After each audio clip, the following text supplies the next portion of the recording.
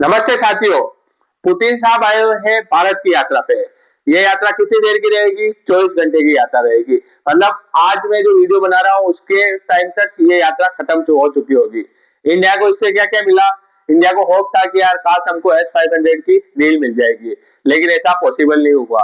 सबसे बड़ा फायदा क्या हुआ इंडिया को इससे? इंडिया को इससे सबसे बड़ा फायदा हुआ है कि तमिलनाडु के अंदर एक पावर प्लांट है, न्यूक्लियर पावर प्लांट। उसमें एक और दो यूनिट पे तो रशिया और इंडिया पहले से ऑपरेट कर रहा था। मतलब रशिया का हम रिएक्टर यूज कर रहे थे जिससे हम ऑपरेट कर रहे थे। लेकिन दिक्कत ये आ रही थी कि 2030 तक इंडिया की जो कहते हैं ना वो इलेक्ट्रिसिटी की जो सप्लाई, मतलब वो जो डिमांड है ना वो 2030 तक डबल होने वाली है। अब इंडिया को जरूरत है कि यार न्यूक्लियर पावर प्लांट स्टेबल हो। टोटल 6 यूनिट है जिसमें से 2 यूनिट वर्किंग है। अपने को क्या नीड है? थर्ड, फोर्थ और फिफ्थ, सिक्स वर्किंग हो जाए। पुतिन साहब ने कहा है कि थर्ड और फोर्थ बहुत जल्दी ही स्टार्ट होने वाली है। मतलब इसका कंस्ट्रक्शन का वर्क दिया है इंडिया के पास है, और जो इसके इक्विपमेंट्स और टेक्नोलॉजी यूज होगी वो देगा रशिया, जैसा फर्स्ट और सेकंड यूनिट में हो रहा था। पर यूनिट में 1000 गीगावाट जनरेशन हो रहा है।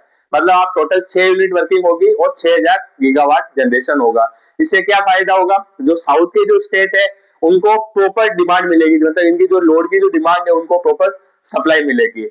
इससे एक और फायदा है, जैसे विंड और सोलर की अगर बात करें, सोलर नाइट में उतना इफिशियंट नहीं होता, और विंड जब हवा आती है और जब हवा नहीं चलती है तब ये इफिशियंट नहीं होता।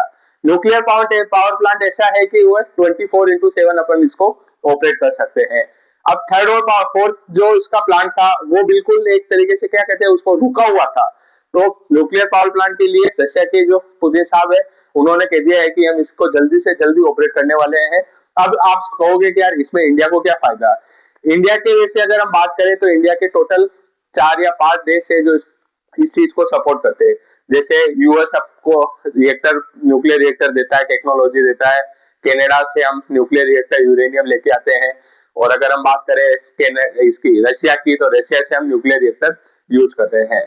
तो ये चीजें हमको फायदा देती है। अब आगे बात करें कि ये रशिया के लिए कैसे फायदा होगा? रशिया इस चीज को क्यों मतलब अपन को दे रहा है? किसी चीज का फायदा होता है तभी कोई कंट्री हेल्प करती है भाई। तो रशिया पे लगे हुए सेंक्शन, जैसे यूक्रेन और इंडिया रशिया का जो वार चल रहा है, तो रशिया के ऊपर बहुत सारे देशों ने सेंक्शन लगा रखे हैं। तो इस चीज से इसको ये फायदा होगा कि इनकी इक्विपमेंट्स और जो टेक्नोलॉजी होगी वो बढ़ेगी।